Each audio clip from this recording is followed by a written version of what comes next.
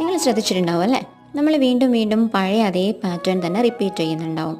ഇതിനെങ്ങനെ രക്ഷപ്പെടാമെന്ന് ചോദിച്ചു കഴിഞ്ഞാൽ ആദ്യം നമ്മൾ ആ പാറ്റേൺ ഐഡൻറ്റിഫൈ ചെയ്യുക എന്നുള്ളതാണ്. അതിനെന്താ നമുക്ക് വേണ്ടത്? സെൽഫ് അവെയർനെസ് വേണം. നമ്മൾ ജസ്റ്റ് ചെക്ക് ചെയ്യുക എവിടെയാണ് ഞാൻ ഇതേ പാറ്റേൺ തന്നെ റിപ്പീറ്റ് ചെയ്യുന്നുള്ളത്. പിന്നെ നമുക്ക് വേണ്ടത് മൈൻഡ്ഫുൾനെസ് ടെക്നിക്സ് ആണ്. അവിടെ നമുക്ക് മെഡിറ്റേഷൻ കാര്യങ്ങളൊക്കെ പ്രാക്ടീസ് ചെയ്ത് ഈ ഓൾഡ് പാറ്റേൺ വീണ്ടും വീണ്ടും റിപ്പീറ്റ് ചെയ്യുന്നതിനെ തടയാൻ സാധിക്കും.